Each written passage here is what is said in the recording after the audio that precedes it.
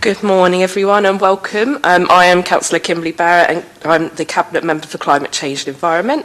For today's meeting, just the usual housekeeping safety information. If the continuous fire alarm sounds, please evacuate the room and public gallery by the stairwells. Do not attempt to use the lifts. We will assemble at Queen Victoria's statue in front of the civic offices. In order to comply with the Guildhall Trust's fire marshal regulations, anyone who signed in at the Guildhall reception desk should sign out when leaving the building at the end of today's meeting. Please, can everyone use the microphones and remember to switch them off when you've finished, otherwise the camera will remain on you as well as on the big screen up here. So we'll start with introductions. I will start this side this time, so I'll start with Russell. Councillor Russell Simpson, Hillsey Ward. Councillor Charlotte Gerarda, Central Southsea Ward. Christina Downey, Climate Change Officer. Jane Didino, a Local Democracy Officer.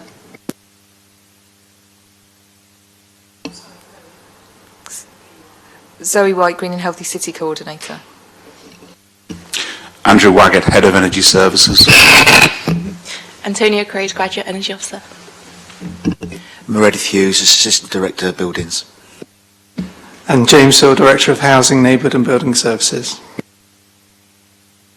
Brilliant. Thank you very much, everyone, for that. Any apologies for absences at all? No? Okay. Any declarations of interest for anybody at all today? No? No, all good. Okay, then we will move straight on to item 3, the Warmer Homes Project update. So I'll pass over to Andrew. Thank you, Chair. This paper highlights the Warmer Homes Project, which has been running in Portsmouth now for the best part of 18 months or more. And this is just to bring a latest update and build on the paper that we brought this time last year to this, actually to Cabinet, to describe what was going on within the Warmer Homes paper.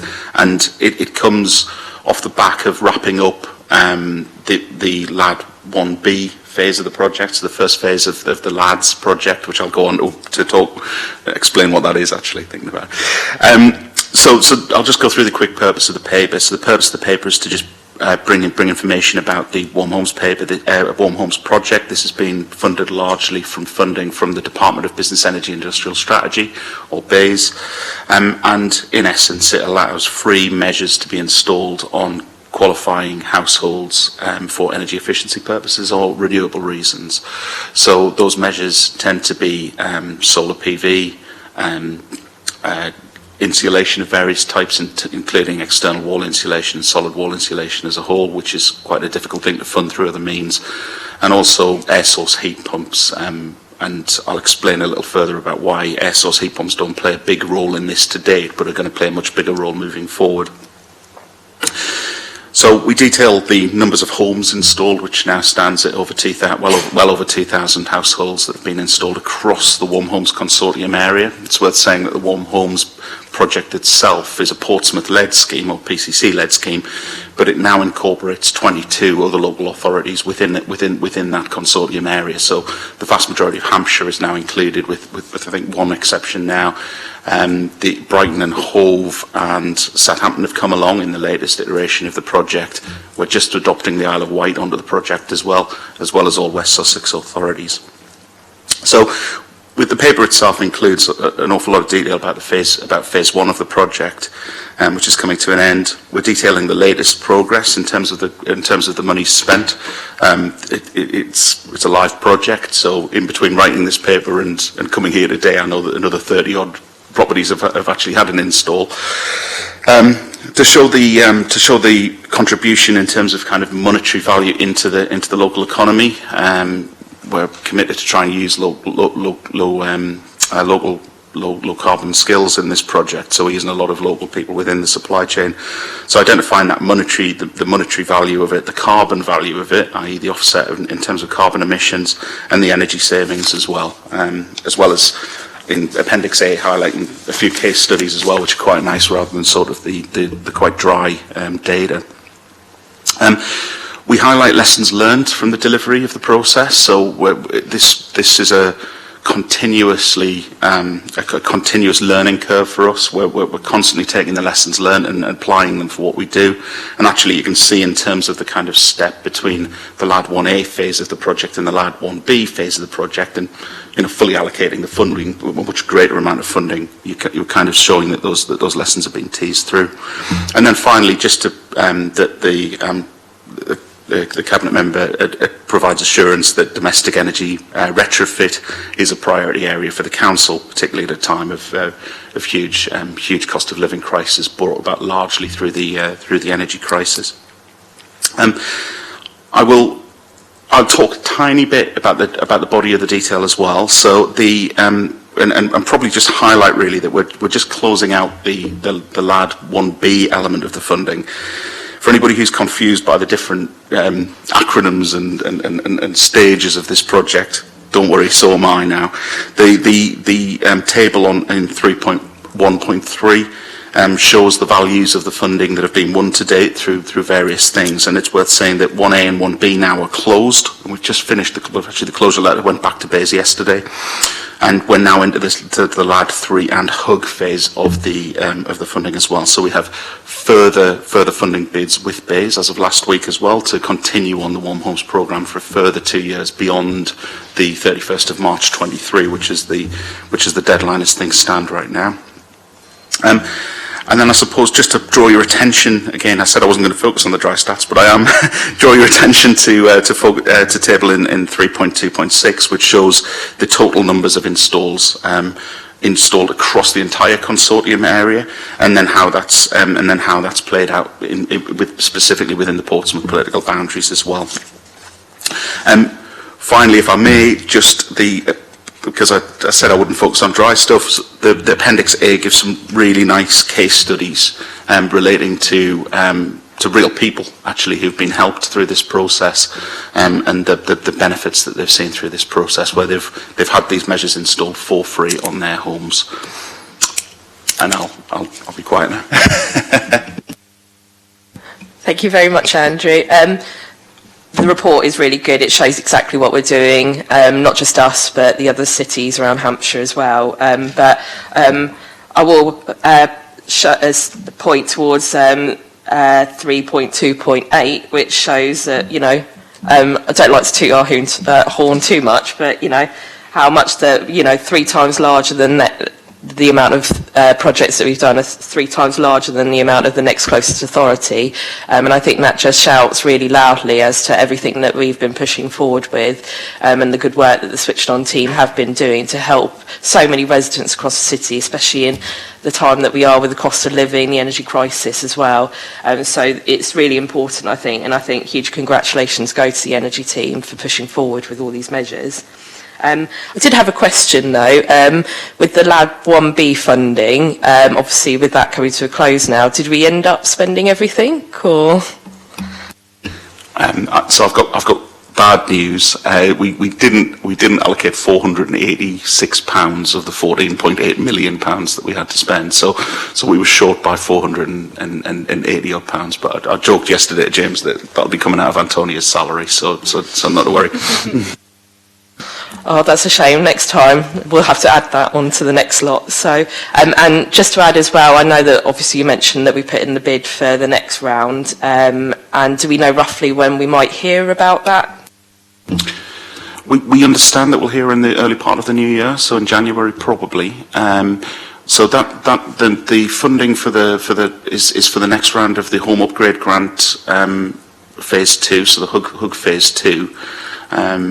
Sorry, I'm conscious I didn't say what the different acronyms were. So LAD, when we're referring to it, is local authority delivery. HUG is home upgrade grant. So we've bid as of Friday lunchtime, which we understand was in quite a bit of time compared to some other local authorities. We've bid for £41.5 million. That will be for the next 2 years, 2 years from starting the 1st of April, the 1st of April 23. But that will treat properties which are off gas. So I mentioned the fact that there aren't many air source heat pump installs when you look at the total numbers under the LAD schemes, or largely funded through LAD schemes to date.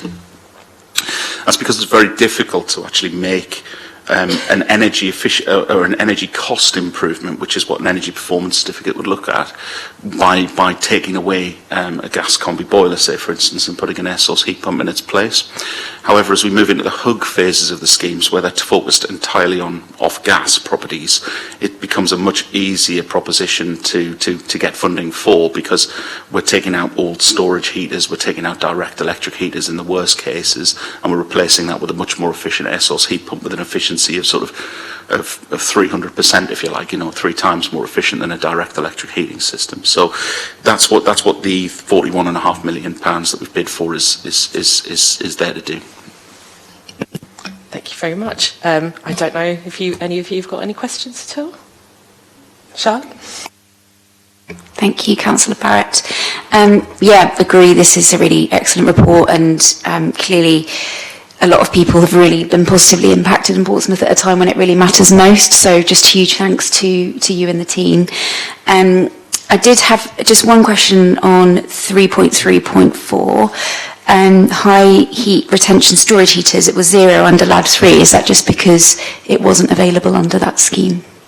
Yeah, that's right. So the high heat retention storage heaters are purely for on-gas properties. So you will see, as time moves on, I know we've done some this week, and I can't remember whether or not they fitted within the time frame for putting this paper in. But you'll actually on the next table down on 3 across. I think we have actually got one property installed at that point as we go through it. They'll all be installed under the HUG programme rather than the LAD programme. So what we're reporting today is largely stuff that's been done under LAD in one guise or another, whether 1A, 1B or 3. As we move into the HUG programme, we'll be putting far more high retention storage heaters in. I would say that the high retention storage heaters are almost a secondary option to air source heat. So in an ideal scenario, we would be putting in an air source heat pump because they are 300 times more efficient, 300% more efficient, 3 times more efficient than high retention storage heaters or any other electric heating system. However, that is the perfect, and sometimes we have to do the good. So if we're treating a flat, then it's very difficult to find a place to put the heat pump element of the heat pump on the outside of the property. And so when we're doing flats in particular, or areas of conservation concern and things like that, often we're looking at high retention storage heaters as a good second best to an air source. That's great, thank you for answering that. Yeah, and then I just wanted to say, I just want to place my thanks formally to Andrew in particular, because he's soon to finish at the council, and yeah, he's just done amazing work for Portsmouth, and you're going to be missed. But good luck with your next steps. Yeah, like the same, really, to miss you. But also, these schemes have been really good. I'm just curious at one thing with the solar panels. Because I know some of them are with batteries as well. Is that correct? Would I be right, or am I wrong on that? No, well, if they are, the batteries have been installed off the resident or the customer's own back. We are thinking that when we come into they're not currently applicable to be delivered in the scheme. However, in summer of next year, we have SAP 10 will come in and replace the EPCs, the SAP version that drives EPCs at the moment. That includes some other measures and batteries and solar diverters, sort of iBoosts, the element that you put into a hot water tank. They're included within that. So within our HUG 2 bid, we've actually made reference to that in terms of the measures mix that we might do, but we are waiting for the latest iteration of the SAP software to be released, because placing a battery alongside a solar PV system,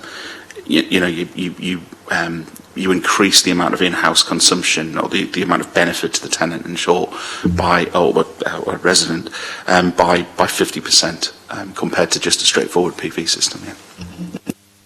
Yeah. Okay. Thank you. Thank you very much. Just the last question I wanted to check in. Obviously, I know a lot of people come to me asking about the criteria and EPC side of things. I know that there have been a couple of discussions going back and forth between us and Bays to discuss that further. I don't know whether you'd be able to sort of talk a bit about that as well. I will. We've been through a few different iterations now in terms of the qualifying criteria. So if I'm looking to my colleague on my left, I'm waiting for it to be nudged if I get this wrong. Any property which has a D-rated EPC or lower is applicable for the scheme.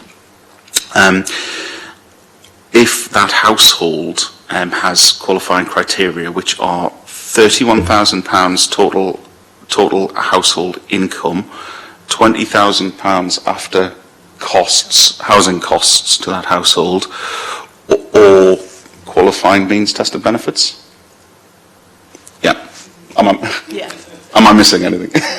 Okay, so that's the case now. But we've been working with Bays over a period of time to try and show more flexibility with their qualifying criteria. We were in an area, well, we're running a consortium scheme with some areas where it's very difficult to have some of those qualifying criteria and actually live in some areas of East Hampshire and Test Valley and Winchester. So we're trying to provide as broad a qualifying criteria as we possibly can for Bays, whilst making sure that we focus it on for your poor households. Brilliant, thank you. I don't know if anyone's got any other comments or questions at all? No? Well, I will say I was going to leave it till the end, but yeah, no, I just want to place my thanks on record, to Andrew and his team. As it's been mentioned, you will be really missed, and this is his last meeting, so we couldn't not mention it here. But I just really want to say, I know you've been in the council for over 10 years, so you've really made an impact. So what you've done with the energy team, I hope you realise that you have left a legacy here that we will carry on for you. We hope you come back and visit us. We will make sure that all the trophies are displayed quite nicely, so you could come visit them and say hello. And we will carry on trying to sort of build on what you've done here. So I just, your new employer is very lucky. I'm very jealous that they've stolen you, but I just wanted to thank you because I know people tried to poach you over the years and you've stayed with us. So, but look what you've done for the city. So just, I think for all of us here, we really want to say thank you. You've done an amazing job, and we know that you'll do more with your new employer. So thank you. Thank you very much, everybody. Thank you. So after that, we will move on to the next item. So I will hand over to Zoe for the Woodland Accelerator Fund. Thank you. Okay, so today's paper is for noting, and this is to update the Cabinet member on the detail of the Woodland Creation Accelerator Fund, including the 3 primary criteria, which was evidence of need, commitments of planting, and deliverability assessment.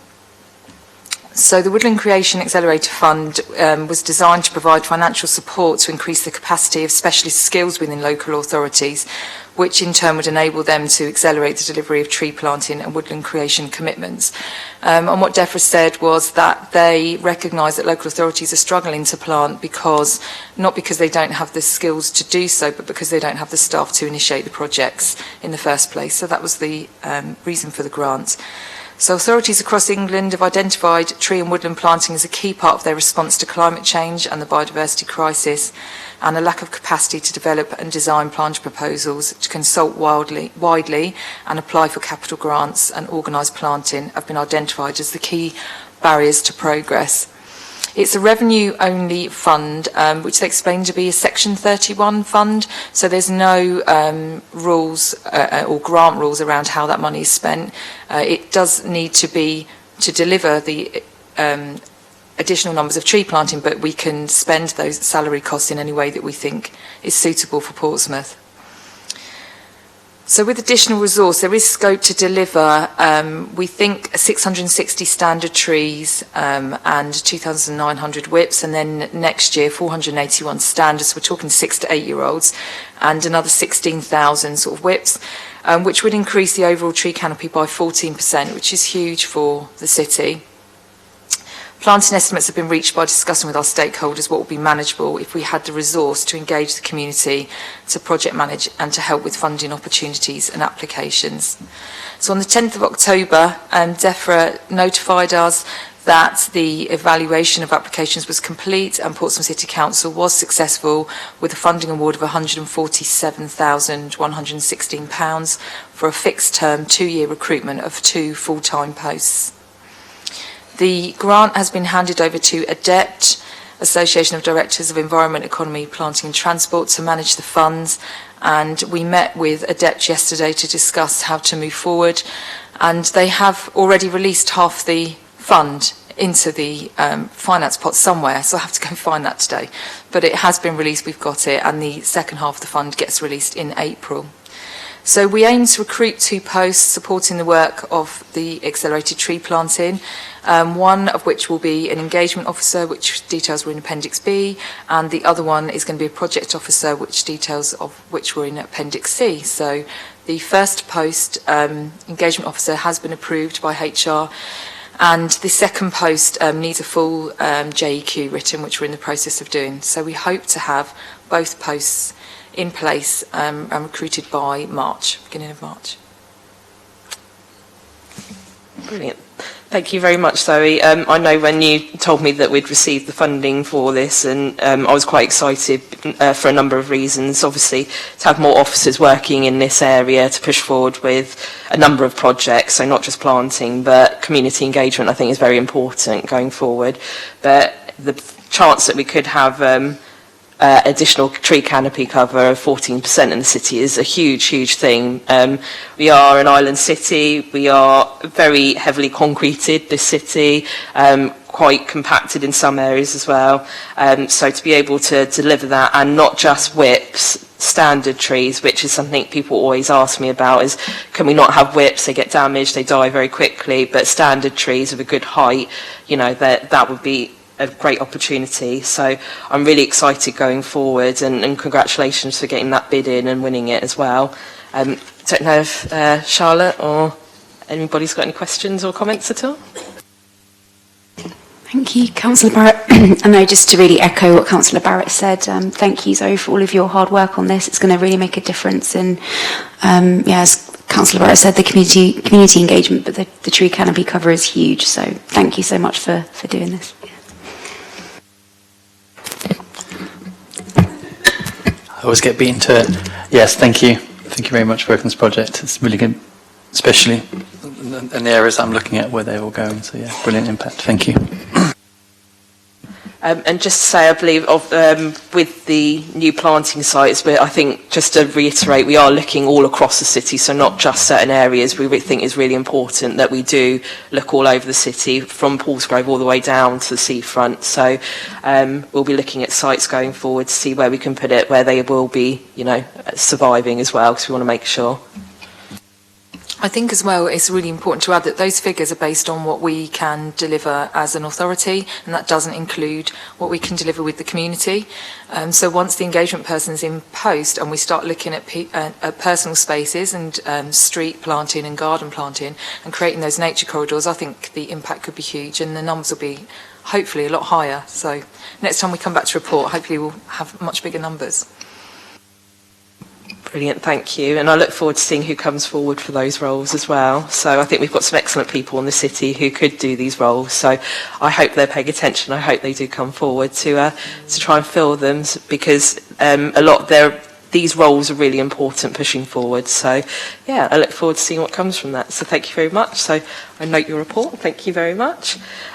Next, we will move on to number 5. So I'm assuming, Christina, I'll pass you over to you in regards to the climate event. Brilliant. Thank you, Councillor Barrett. So this is the first of 2 information reports I'm bringing to this portfolio today. The first one is regarding 2 events that we organised during this year's International Conference of the Parties. These are obviously climate change related events, so we just wanted to tie it into that sort of timeline going on at the moment. So these are all sort of, at the time, we hadn't had these events yet, so this is sort of written as we haven't had them, so there isn't a lot of detail here yet, but we'll write them up in more detail afterwards. So the first event, which was on November the 16th, was based around schools.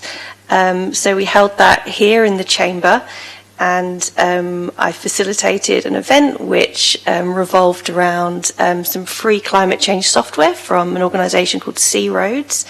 And essentially, we sort of negotiated as different country groups from around the world, and we negotiated different climate change factors, such as when their peak emissions are, how much effort they put into deforestation or afforestation, and then we highlighted on the model, which we had up on the screen there, how close we got to reaching a 1.5 degree temperature increase by the year 2100. So we invited Portsmouth high schools along. We also had some spaces free, so we invited students from the university as well as council officers here, Portsmouth City Council officers, and some councillors came along as well.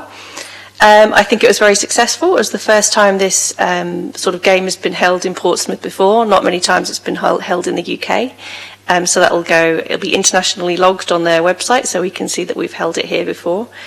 And the result of which was what we managed to reach a 2-degree increase, which wasn't bad considering the negotiation we had to do.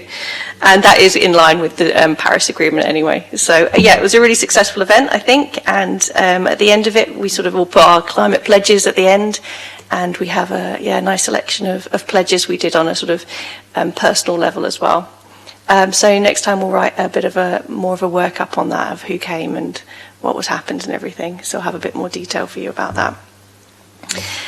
The second event, which was on the 18th, we called a Green Partnership event, where we brought organisations who are the large employers, have a large estate, or have a particular large influence potentially on carbon emissions in the city. So we invited them, and we all talked about what we are doing to reduce our carbon emissions as organisations. Hopefully it was a good networking event, and at the end of it we developed and we signed on to a Green Partnership Charter as well, which detailed pledges of what we will do within our organisations to reduce our carbon, but also what we will do in the city to support this charter as well. So I think that was a really successful event. I think probably about 35 people came about that. I'm not sure how many organisations, maybe 11, 12, something like that. Hopefully it was really successful, and those who came enjoyed it. So this all builds upon what we're doing with the new climate change strategy, which was obviously approved in September this year, and it just builds upon our sort of revitalised focus on engagement and partnerships in the city, which have been highlighted as one of our strategic priorities area of how we want to work in the city from here on. Yeah, I think that's it. So we'll do a more in-depth write-up next time we meet in this portfolio, I think. Brilliant, thank you. And thank you for organising both events, Christina. They were both really good. It's very interesting sitting and watching some of the children, teenagers, and the adults negotiate. We have one of our officers here who I'm now quite scared of, who is negotiating on behalf. What country is where you were negotiating on behalf? I was developing A, so China, developing countries, yeah. She fought very hard for them. She's very scary, so I won't be crossing you anytime soon. No, but I think it was a really good exercise, especially to be one of the first in the UK to do it. I would really like to see it come back next year and following years going forward, and to get more people involved with as well. And it was great to see the kids really having a think about it, and afterwards they were saying to me that they didn't really think about any other countries, sort of the developing countries going forward. It was just sort of thinking about what they were doing and what we were doing in the UK. One of the guys in the group I was watching decided to be Russia, so she threw a whole thing into our group anyway, so that caused chaos anyway. But it was just really interesting, and it really gave food for thought for everybody who was here. And it was a bit hairy towards the end. We weren't sure whether we were going to make it, were we? But we did just about. But equally, hopefully, it showed everybody what was going on with COP27, how difficult it is and how everyone's got their own agenda as well. So I just wanted to thank everyone who was involved with that because it was really interesting. In regards to the second event, the Green Charter event, I just firstly wanted to thank both of you guys, Charlotte and Russell, for coming along. I hope you found it interesting and were able to network a bit as well. But I thought it was really important, especially having the big businesses come along, because we've had business talks before, haven't we, with the large employers and anchor institutes in the city. I think this was just the next step going forward so that we're all signed up together. Now we can share ideas even further and continue to build on that, so I don't want to let it stagnate. I think it's really important that we talk to each other, especially with the NHS and QA Hospital. We're able to talk a bit more with them because their plans in regards to climate are developing now, aren't they? They're pushing forward. So we've got the opportunity to start working with them a bit more than we were able to before. So, just thank you to everyone who turned up with that. And hopefully it was useful and we will push forward with it. Any questions or comments at all? No? No, brilliant. Well, thank you very much. And once again, Christina, thank you so much for organising them. I think it's definitely something we carry forward with the next COP28 next year. As we push forward. Thank you. And in that case, I will move on to the I've noted that report. And lastly, we will move on to number 6, the big Portsmouth survey.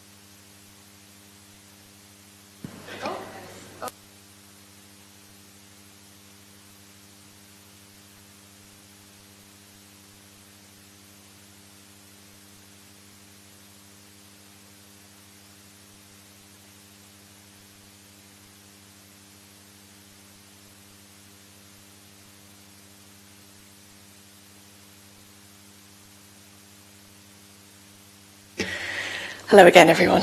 Okay, so I am going to show you the appendix that follows the report for this that I'm bringing. So this is another information report.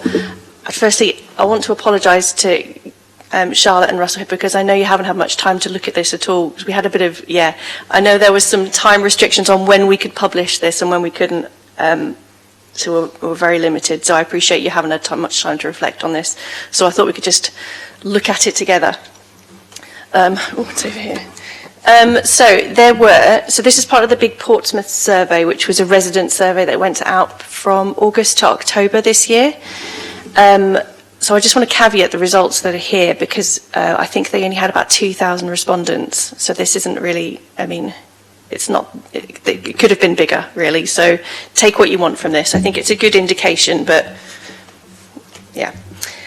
So there was loads and loads of questions. It wasn't just about climate change, but I managed to get 6 or 7 climate change questions here, which I thought was really interesting because I don't believe we've ever had climate change questions going out before. So it's not the most in-depth questions. I only got 6 light questions in there, and ultimately I'd like to follow up with more research about what's going on, what people think, and what barriers they have. But I think this is a good starting point that we can use to develop more communications and start prioritising what we're doing as well. So the first question is, how concerned are you about climate change? And we can see that it's broken down by the age of the respondent, the sex, the household income and ethnicity as well. But really, I think we should just focus on the one in the blocked out, showing 51% are very concerned, and the following 33% are fairly concerned about climate change as well, which I don't want to use the word is good, but is really good for us, so that we can start pushing forward things. It obviously shows that there's really good awareness and engagement and support here in Portsmouth, which doesn't surprise me. And I think this is something that we can use to sort of readjust our ambitions and prioritisation of work here and increase our communications as well. I think there's potentially more opportunities to focus some engagements on lower income households, potentially, and older residents, as there seems to be a sort of a potentially reduced concern there. So that might be around communications and engagement there. But I think there's some really good synergies in the work we do with fuel poverty and health and well-being, that we can sort of use the same messaging there, because at the moment they're, climate change and fuel poverty are very related. All right, I'll try and move on to the next slide. There we go. So this is the second question. So how much do you think climate change is currently affecting Portsmouth? And again, if we just look at the blocked out response there, that's 34% saying a great deal already, and another 48% saying to some extent. So again, I think there's some really positive communications that have happened, that people are aware of what the impacts are, and they're recognising what's happening in Portsmouth, which might not be just our communications, that could be national communications as well, but I think people are really switched on what's going on around them, which is really good for the work we need to do. I think possibly there's still work we can do here, though, around, looking at schools and education as well, and there's still the same ties with sort of potentially in low-income households and older generations as well, having sort of seeing there's not much benefit or not at all effect. So I think there's probably a bit more sort of targeted awareness raising we can make there. Moving on to the third question. So before today, how much, if anything, did you know about the net zero commitment? So looking at the average answer at the top, so 16% said a lot, 39% said fair amount, which I think is generally is a bit less than, sort of general awareness of climate change in Portsmouth and sort of internationally as well. But it's still showing that there's a decent amount who do know about net zero, but I think there's a lot more we can do there, because there's a higher increase of frequency of, knowing hardly anything and hadn't heard about it at all. So I think although people are aware of climate change as a concept, maybe there is less awareness around net zero from us as a council, as a city, maybe nationally as well. So that means we can start targeting more communications around that, and also really sort of get into schools and education providers potentially as well.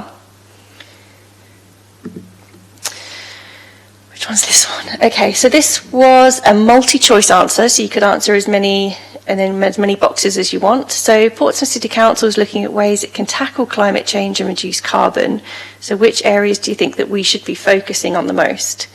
And it looks like they're different numbers on the graph a little bit, but they tied with the most frequent answers were consumption and waste, and travel and transport as well, which I was expecting travel and transport, but I think consumption and waste was as a highest one there is maybe a surprise. But what's really, really interesting here there is the sort of the analysis on the side around age that said 80% of 25 to 35-year-olds think we should be focusing on reducing carbon in travel and transport, which I think is absolutely interesting, and we can be using that. So I think this is evidence that we can start internally engaging with our departments, particularly around in the waste department, but also our travel teams as well. And we can use these to sort of prioritise where we're working in our future action plans, so what new actions we'll come up with to start tackling climate change. And also we need to recognise that Portsmouth City Council are a major purchaser here as well, so we have enormous influence in our supply chains around consumption and waste as well, so we have, significant influence here. Okay.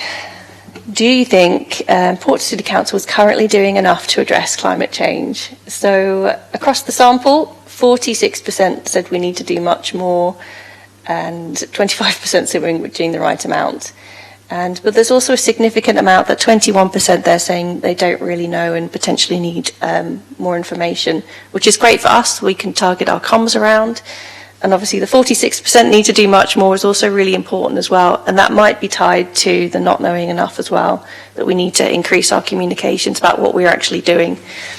But take it on the chin, and we do need to do much more, so we will use that as evidence to start prioritising what we can do here. I don't think this is going to be a surprise to anyone, but Barrett, what prevents you, if anything, from improving the energy efficiency in your home? And this is really highlighting what we already know here, that there are significant financial barriers to most households. Yeah, like I said, I don't think that's any surprise to anyone, but we have got a really good, obviously, as Andrew Waggett has presented earlier, we have excellent comms teams, and we're doing so much in this area. And we're also working to sort of work with BEIS and lobby central government about widening the criteria so that more people can access these funds. Because people are clearly wanting that here, but you know, they are inhibited by the upfront cost of these actions. I think we're on to the last one. And before we look at it, I'd like to caveat the small sample size here.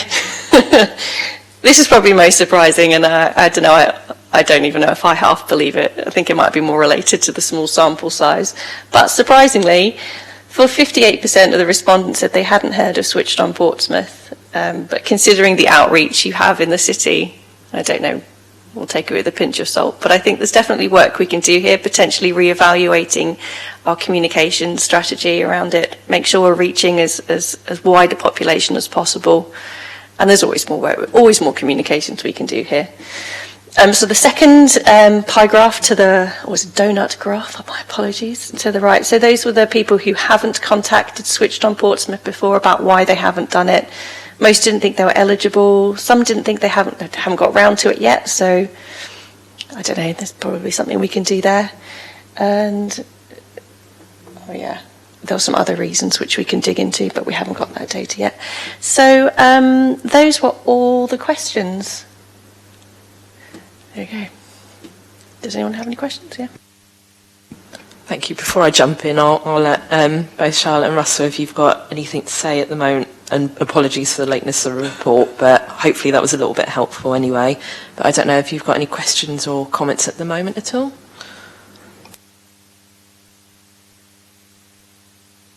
Thank you, Councillor Barrett. Thank you for Christina for presenting this and going through it, and yeah, squeezing in those questions, because having the evidence base is so critical, isn't it, to try and get the prioritisation that we need from within the council and the buy-in from inside the council.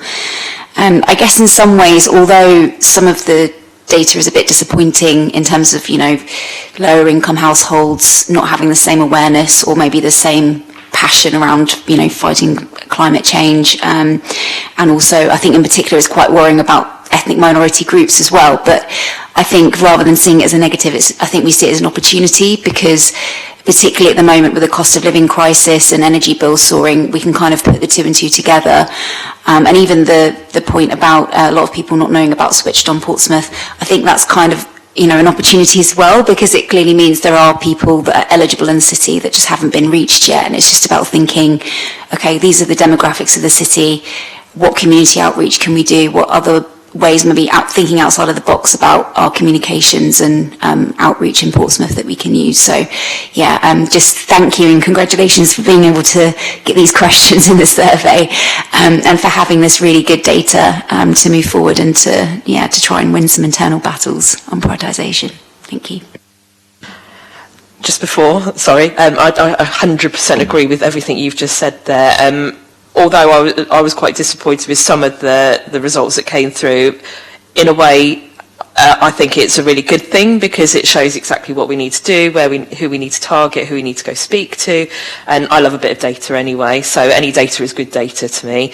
I did feel sorry for poor Andrew, especially after his report, because it's one thing that we have been pushing forward with the Switched On team is to go to any event that we can do, but also go out to the public. So I think you guys, you've been to one of the mosques, haven't you? And to go and do some engagement there to make sure that we're reaching out to a lot of different people. Yeah. Sorry, I know Councillor Stewart speak. I was just going to actually talk about the Switched On Portsmouth sort of learning that we've had, if that's appropriate here. We used some funding to actually do a little bit of market research, which ran up to I think the early part of the summer this year. And what we found a very similar message to what Christine, or what these questions within the surveys found. One of those things was the eligibility being a barrier to people applying, and what we've tried to do is tailor the message so that we're not just talking, or well, not just applying, I should say, but actually accessing the service. There are lots of different ways you can access the Switched On Portsmouth service, and a lot of those don't require any eligibility checks and balances whatsoever. So, going back to previous research that we did at the time of the domestic energy strategy, we looked at what the barriers were to people doing energy efficiency in their own homes. Clearly, upfront costs is one of those major things, and we're trying to mitigate that where we can, but we're conscious that there is a gap here for people who are not on the end of the scale that we were talking about earlier with the warmer homes criteria. But what we also found was that it wasn't just about the upfront costs, which is where our mind immediately went. It was also around things around trust and understanding of the products that were out there, and the technologies that were out there. So what we've tried to achieve on the Switched On Portsmouth website, and again, it's an iterative process. It's going through all the time. What we tried to achieve on that was to put loads of information, explainer videos, and all of these sorts of things on there as well, and tailor the message in terms of you do not have to be on the bare bones to apply for this stuff. Come and you will be surprised. Lots of these things are not about benefits checks. We see that. It's the first thing that's posted under every Facebook post, every Twitter post we ever put on is, oh, well, you've got to be on benefits for this. Not true. So we are putting that message out there insofar as possible. I would also say that yes, we are doing that outreach work, and I think the data element of that is really important. So we almost have two streams of the engagement plan that we do coming into a winter like this. We have the one which is the kind of customer facing, where we might be visiting a mosque, as Councillor Barrett says, or another place where lots of people are congregating at a particular time and a particular date, and we are there providing light bulbs and flyers and trinkets, just to try and attract people in to talk to us. Trinkets, and we're doing an event actually on the 2nd of December in the food bank at King's Church, which is exactly to try and promote that sort of idea. The second stream of that is the engagement with the frontline teams, whether internal to Portsmouth PCC or external. So. And I know this because I looked at the data yesterday. We've trained, done field poverty training with 211 frontline workers already coming into this winter period, and we're continuing that right the way through to January, February as well. So we are trying to do that and trying to tailor that. But what we're doing better is we're trying to collect the data, the numbers of people who attend the events, the numbers of people who say they'll apply, the numbers of people who are given training and where they are from, and then track that golden thread of can we see those referrals play through to the LEAP program, or to the home visit program, to the free phone line, and ultimately into schemes like warmer homes as well. So we are trying to address it, but it is an endless battle, yeah. Thank you, Russell. Yeah, just to follow up on the congratulations. And I'm curious with the survey, because obviously I haven't seen all of the questions. Was there a question of what do you think climate change is? Because I find that many people have very different views on what they think it is, and some people that live by the sea might have a different view in comparison to people that don't live by the sea. For example, when we had lockdown and we had no cars, the Portsdown Hill was beautiful and clear, and everyone was like, "Oh, this is what happened if climate change if we didn't have cars." And so I'm just curious, when the surveys are taken, is the question of what do you think climate change actually is? Oh, that's a very interesting question. Unfortunately, no, we didn't have. We only had space for 6 questions, so we just tried to tailor it as to be as specific as we can. But that's an interesting question, and I'm hoping that this is the first of many sort of more direct climate change engagement sort of mechanisms that we have.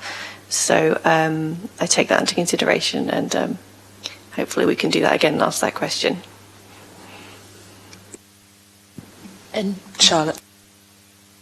Just in terms of, if all that, the things that Andrew's just explained in terms of the outreach, and if we know what the issues are, we want to try and make improvements so that more people are aware of the support they can access and to get more people interested. Are these questions going to be asked as they are again, so we can kind of track year on year the impact of the work that's being done? In fact, yeah, I had the same thought this morning, I don't know if I'll have the same opportunity to be on that same survey again. They might open it up to, I think they like to swap around different focus areas, so I might not get the same opportunity to be on the same survey again.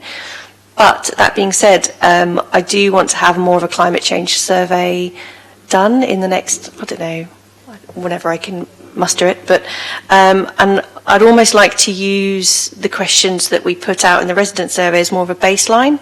So potentially this would be a weak mechanism for seeing that because there are so few respondents, but I would like to see potentially change in those questions after we've done like much more targeted communications work.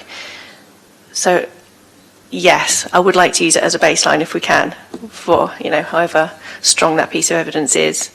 So yeah, I would like to do more work there and collecting more information because we're lacking the information as well. And that's really, really valuable to have that data and information. I think to just echo on that as well, where we've got a new comms officer who's sort of really focusing on the greening issues, and I know Zoe and Christina have been working with her and she's very good. Now we have got that comms officer, we are able to do more going forward, so I would love to see, even if we can't get into the next big Portsmouth survey, if they are focusing on going on to a different department, I would like to see something like this going forward if we can, to just go out and ask people purely on climate and environmental issues, because we know it's something that people are really talking about at the moment, because it links up with the cost of living, it links up with health, so it is a really important thing. So I would like to see something going forward, and obviously using what Christina's put in there as a baseline, but also additional questions on top. So like what you've said about it, Russell, I think, something like that, because, a lot of people do talk to us on the doorsteps, and when they talk about climate, it's a different thing to different people. So it'd be interesting to see how people perceive it. I think the reason, it might seem a little bit a silly question, but the reason is that then the follow-up questions will have potentially different answers. So, and I think it's really, really clear to just further educate to a certain degree, just in case people do think it's something else. I agree. And I just wanted to, there were 2 points on there as well. The first one, I was slightly flummoxed by seeing that some people, 9% of people thought that we were doing too much. So, that's always nice to know, and perhaps, too much and we shouldn't be focusing on it. Well, I'm sorry to the 9% of people, but, we're going to carry on pushing forward with this. But I think it's also really important as well on one of the bar charts where it talked about sort of what people were focusing on. So there was the transport and the consumption and waste services at the top. I did notice that businesses was on there, and I think it's really important to note that although we can talk to businesses, we can do what we can as a council with what we're doing with our buildings and our services. I just think it's really important that we can't force businesses to do anything, but that's why the Green Charter event and pushing forward with these anchor institutions and our partners are really important, because although we can't force them to do anything, we can work with them. So I don't want people out there to think that we, by having that on there, that we can force businesses to do anything, but what we can do is work with them going forward. And that's not just the large businesses as well across the city. There are a lot of SMEs across the city, and it's with the low case work that we're doing as well, which Andrew's team have been working with other authorities across the Solent. That's another area that we can work on with them. So it's not just a big focus on large businesses, we can work with those small businesses going forward, and then by all coming together, it's going to make things much better for people. So I just thought it was really important sort of to mention that as well. But yeah, no, thank you for collating all of this and pulling it together. It was really interesting. But like everyone said, now we know what we need to work on, who we need to talk to, where we need to go to. So all data's good data, and I hope if anyone's watching this, if they haven't heard of Switched On Portsmouth, do go talk to them because you just don't know what you could get. Like a lot of people do assume that it is benefits led. It's not. You could be eligible and not even realise, and you could end up with, especially with the climate we're in, better fuel bills going forward. I believe it's sort of a lot of households at £500 annual savings. So yeah. Yeah, I mean, I didn't actually tease that out in the report for the warmer homes, but the smallest measure, inverted commas, that we're doing is the solar panels. The saving from solar panels to most homes will be around about £500, around about 750 kilograms of CO2 as well in the first year of use. Thank you. Yeah, so definitely, anything we could do. And of course, we talk about financial savings, which is really important in the current climate that we're in. But also the big thing that we're trying to do is the carbon savings as well. And I know you put it in your report, Andrew, so apologies for not speaking about it then. But was it 400 plus households worth of carbon saved through the measures? So, if we can build on that, then fantastic. But other than that, has anybody got any other questions or comments today at all? Or no? Well, in that case, thank you very much, everyone, for coming along. Obviously, this is the last one, so next one's in January. It feels a bit early to say this, but happy Christmas to people and happy New Year. We'll see you in the new year. Good luck, Andrew, with everything you do. We'll be watching without being stalkerish. So, but yeah, thank you, everyone, for watching, and we'll see you in the new year.